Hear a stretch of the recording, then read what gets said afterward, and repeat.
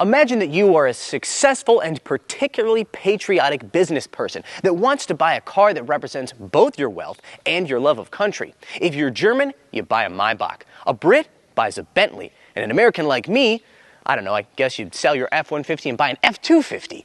But if you're from here in China, I think you might just try and buy one of these, a Hongqi L1 or Guoya.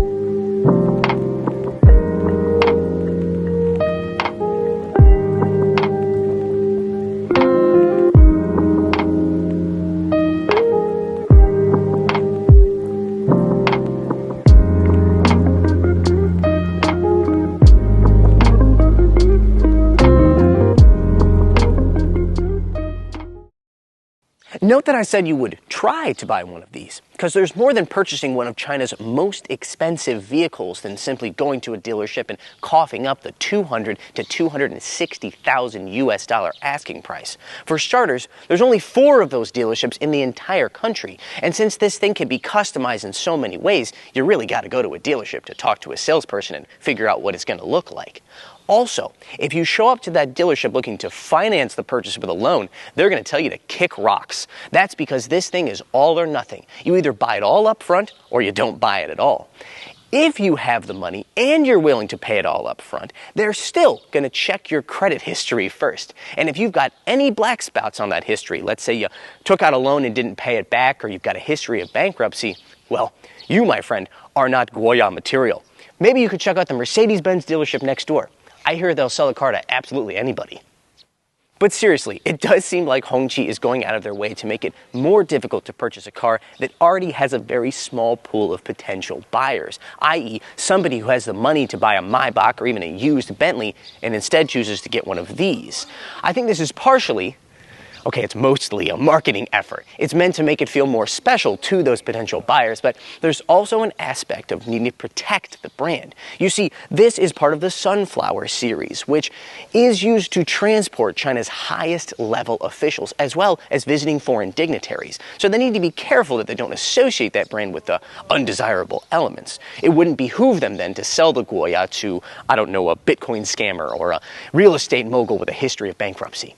So let's say that you have the money and the burning sense of national pride necessary to walk out of a sunflower dealer with the keys to a Guoya. What are you getting for your money?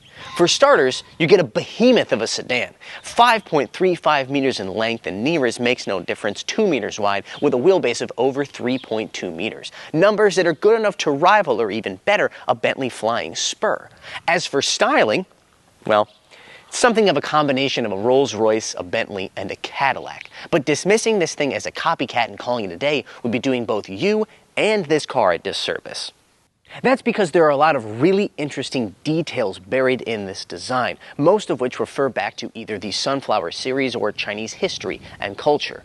Again, the Sunflower series is how they refer to Hongqi's highest level of vehicles, and includes, in addition to the Guoya, vehicles like the H9 Plus, the Guoya or LS7 SUV, and the range-topping Guoli, previously known as the L5.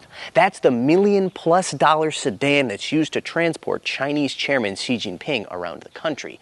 That one's also the hardest one to buy. You see, in addition to checking your credit history, they're also going to look into your political history to make sure that you are, again, a desirable buyer for the brand. The logo for the Sunflower series isn't what you might call subtle, but it is certainly eye-catching. You can find hints of the sunflower motif all over the car, including sunflower petals in the headlights, the taillights, and the pattern on the lower corner of the fascia. This is also a light, by the way, but it won't light up until Hongqi gets approval from regulators, which the owner of this car tells me should be happening in the second half of this year. Speaking of the owner, these are not standard. They are his personal edition, but I told him to leave them on. I thought they kind of captured the vibe.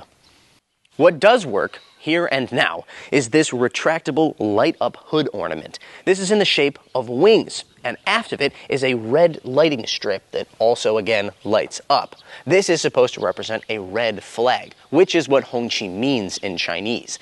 Are you starting to understand why I told him to just leave the flags on the side of the car? This emblem is at a tilt of 23.5 degrees, the same angle as the Earth's axis, which points towards the North Star in the night sky. The wing motif appears again as a puddle light that springs from the side of the car when you unlock it. If that's a bit too low-key for you, then you'll probably enjoy the giant emblem that also projects onto the ground when you open the door. This version of the Guoya rides on 19-inch wheels wrapped in 255 Continental rubber front and rear. They're not particularly big, but that does mean they have more tire, which should result in a slightly better ride. Behind those wheels are Brembo brakes. One more note about the design of the lights on this car, both front and rear.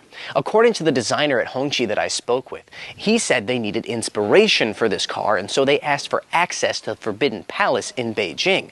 They weren't just given access to the Forbidden Palace, they were given access to forbidden areas of the Forbidden Palace that normal people like you or me wouldn't be able to see. Apparently it's in there that they were able to find the art style that gave them the inspiration for the interior of this light. One more other design element that I want to point out is the Hongqi logo itself. These Chinese characters are written in a very special font because this isn't just any font. This is what it would look like if Chairman Mao hand wrote the characters of Hongqi. If we pop open the trunk here, we will find 380 liters of space, which isn't particularly big for a car of this size, but it's actually larger than the 351 liters of a Bentley Continental Flying Spur Hybrid, and it's compromised for the same reason. This thing has a battery pack underneath the floor here measuring 2 kilowatt hours. Unlike the Bentley, however, it has no official pure electric range. Personally, I've gotten behind the wheel and I would say it can probably go, I don't know, roughly 10 kilometers on pure EV. Let us pretend for a moment that I, instead of being a lowly car reviewer with a head cold, am the esteemed ambassador from the United States, headed for a high-level meeting with Chinese officials, and I'm being transported in the Guoya. What would that experience be like? It would be a very spacious experience, at least when it came to legroom, but when it comes to headroom, I have to say it's not quite as big as I would expect from a car in this class. There's plenty for me. I'm 1.75 meters, or about 5.9 inches tall, but if I was, say, the ambassador from the Netherlands, I might find it to be a tight fit. Something I think you'll enjoy regardless of your nation of origin are these seats, because they are incredibly soft and, unlike so many Chinese cars that I review, incredibly supportive as well. They are trimmed in not just Nappa leather, but S-Nappa, which is apparently an even higher level of Nappa leather that they trim from the regular Nappa, and then they find the best of the Nappa to make S-Nappa leather. It really does feel much nicer than the other Nappa leather that I often experience in Chinese cars. It feels a little bit more close to natural leather, and it feels so thick and soft. These seats also are, of course, super adjustable, accomplished either via the buttons here on the door panel where you can go, let's see, there we go. We can also do our backrest, and we can even adjust the height and distance of our headrest here. This button here would adjust the leg rest if this car had one. That's not the only blank button on the interior of this 200,000 200,000 USD car, and I have to say, I wish that they had figured out a more elegant solution than just putting a dead button on here.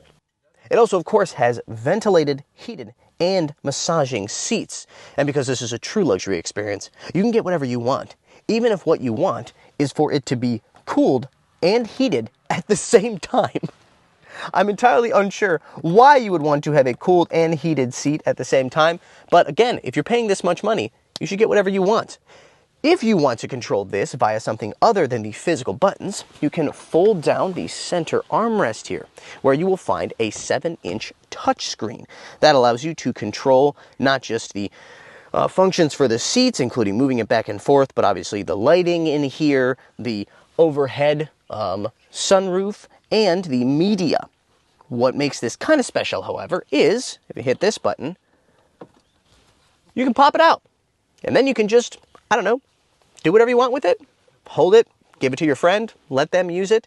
Seems pretty easy to lose, but I guess this makes it a little bit more special than your average rear screen. Putting this back where it belongs, right here. That's actually a very satisfying click. You will find behind that another storage cubby, which has some storage space over here on the right, and a wireless charging pad for your phone. Further aft, you'll find a little storage compartment. Now, in higher spec versions of this car, this would be a refrigerated and heated area. In addition to the wireless charging pad that you have here, you've also got 2 more USB charging ports right down here. I'll be honest, there's a ton of cars that are much cheaper than this here in China that have pretty much all of the features that I've just described to you. This one, however, does have some things that you won't find in other Chinese cars, including some really interesting references to Chinese culture and art. Take, for example, the shanshui, or mountain and water motif that you find here on these metal speaker grills. It's very beautiful in daylight, and it's even more beautiful at night when using the mood lighting. The same motif can be found here on the lower door speaker as well. Up above you, you have this very interesting floating centerpiece that's attached to the ceiling with a gorgeous pattern inside of it that, again, works really, really well with the mood lighting. Let us, however, return to reality, where I'm much less likely to be driven around in a Guoya than I am to be tasked with driving somebody more important than me in the Guoya. So, let's sit in the front seat. This actually isn't the first time we've been inside of a Guoya. That would have been at the 2024 Beijing Auto Show when this car debuted. Those show cars had very flamboyant interiors, much more flamboyant than the more conservative approach that this car's owner has taken. Instead of the colorful kind of textile material we saw in those show cars, this has a carbon fiber looking material, but when you look more closely at it, you realize that it's not actually carbon fiber. At least I'm quite confident it isn't. It's actually some sort of textile looking thing that's been covered in a plastic coating. It looks cooler and cooler the closer and closer you look at it. Let's continue our exploration of this front row with the steering wheel. In addition to being wrapped in some of the softest leather that I have ever touched, it also has one of the coolest horns that I've ever seen. This is obviously modeled after cars from the 50s and 60s, and it's actually a lever that you pull instead of a button that you push. It is specifically modeled after the Hongqi CA770, a classic Hongqi of sorts, and one that has continued to inspire Hongqis to the present day. This car does, however, have some very modern technology as well, starting with the digital instrument cluster here, as well as a 14.2-inch touchscreen display. This display's UI is, I would say, largely similar to that of regular Hongqi models, and it's not the fastest I've ever experienced, not the smoothest. I would suspect that the computing power isn't up to the same as, say, a Neo ET9 or a Yangwang U7 or some of these other high-end Chinese sedans, but it's certainly usable. As a wristwatch enthusiast, I cannot help but point out that I love the dashboard-mounted clock right here. It's got the Hongqi logo, and it's also got 1958 written inside of it, which, of course, is when Hongqi was founded. Working our way south, below that 14.2-inch screen, we have a row of physical buttons. Always nice to see. And those buttons, their sensation is actually quite nice. It's very tactile, kind of mechanical feel to it. There is some storage in this center console, but it's a little hard to find. You don't press this or push it. You actually hit this button right here, and then it slowly, elegantly reveals itself to you. The buttons here on the center console are crystal, which I normally would not like, but I think they work on this interior more than they do on the Chinese smart EVs that I normally review. There it feels like kind of a conflict, but this feels like traditional luxury, and this car feels like a traditional luxury vehicle. Between the buttons is a wireless charging pad, but oh, I almost forgot. This button right here is used to open and close, or really just open, your glove box. If you notice this black spot here, that's because it can be fingerprint protected. So you can register your fingerprint so only you can open the glove box. They haven't done that, so we can just open it on our own. Finally, back here, underneath we have a pretty small storage space with 2 USB charging ports.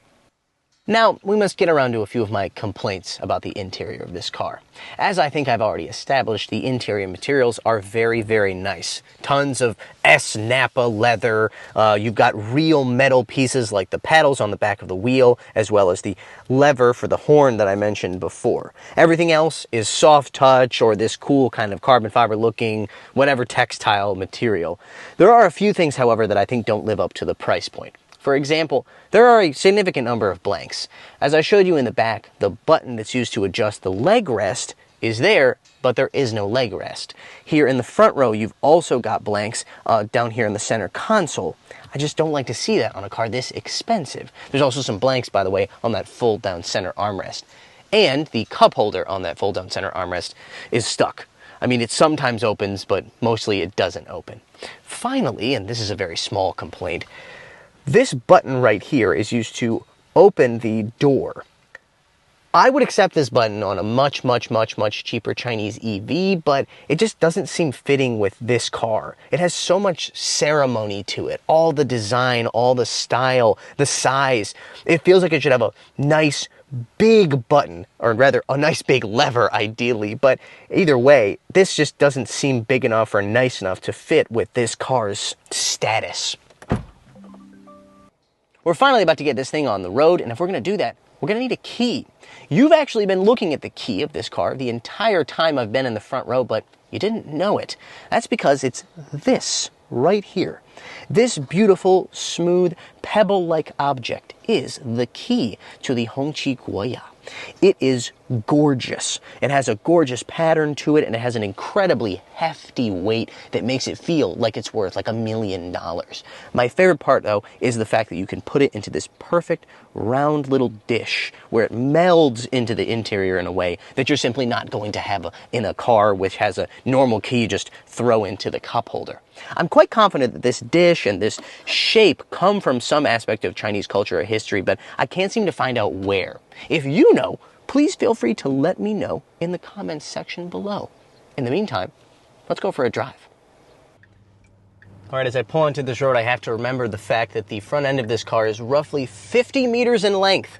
So while I am very far from the road, the front is probably already halfway into it. There we go.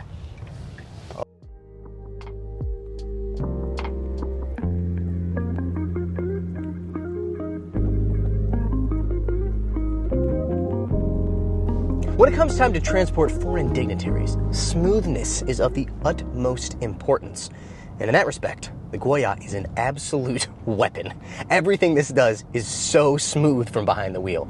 The steering, the acceleration, the braking, the shifts from the 8-speed automatic transmission all feel like freshly churned butter. But then, you can drop it into sport mode. In which case it becomes, to borrow a phrase from a friend of mine, an executive express. Kind of a iron fist in a velvet glove. While this thing does not have the twin turbocharged 4-liter V8 hybrid engine that the top spec car has, it does have a 3-liter turbocharged V6 with an electric motor for a total of 290 kilowatts or about 400 horsepower. That's good enough for a 0 to 100 of 4.8 seconds, which is plenty fast for a car this big. This car has 18 degrees of rear steer as standard, so it is pretty maneuverable for something this long. Last night I had to put it into a parking space at the hotel, and I found it to be surprisingly easy. That is definitely going to come in handy because you don't want to spend half an hour trying to pull your car into the parking space when you got a foreign dignitary in the back seat. One way in which this car truly surprised me is the fact that I kind of expected it to be more of a upgraded version of a Hongqi. Basically a Hongqi Plus, but it's not.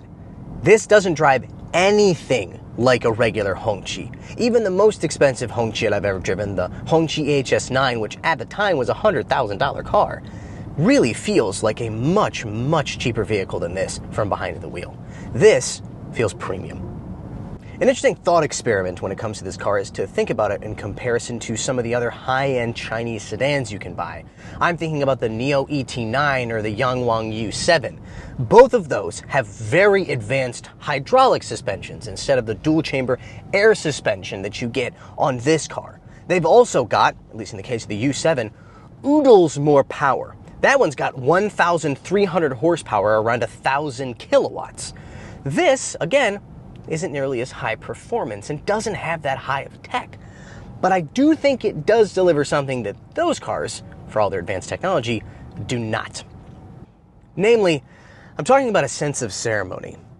When I was behind the wheel of a Neo ET9, it felt very impressive. It did things that I've never seen another sedan do when it came to ride, for example. It also had the wireless steering and all this other stuff. But there was a certain lack of majesty, ceremony. And that is something that this car delivers in a way that no other Chinese car I've ever driven does. Does it drive or ride as well as a Rolls-Royce, a Bentley, or even a Maybach? No, I do not think that it does. But it feels like much more of an occasion from behind the wheel. Partially that's because you're looking out over a hood that measures roughly 50 meters in length, and you're looking at a pretty awesome emblem that pops out of the hood, but it's just the whole package.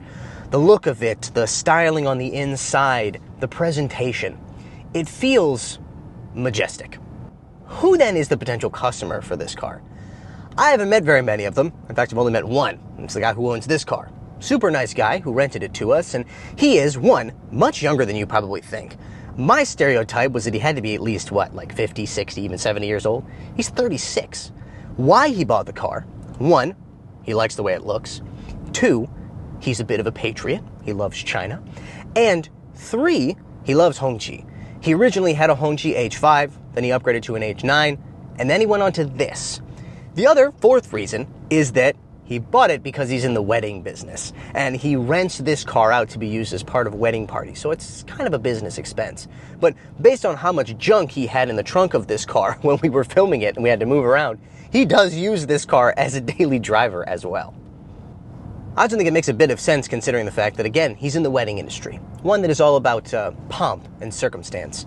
And this car is nothing if not pomp and circumstance.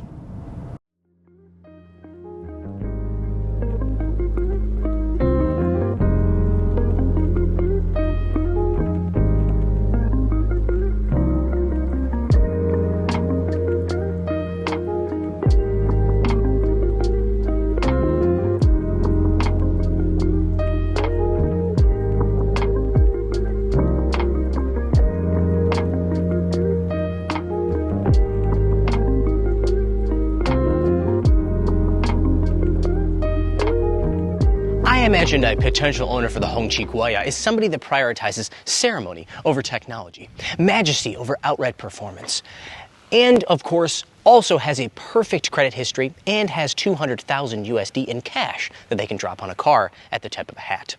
Anyways, they got to be a pretty special person. Thank you so much for watching today's video. Be sure to check us out on Facebook and Instagram, links in the description below. And as always, like, subscribe, and hit the bell.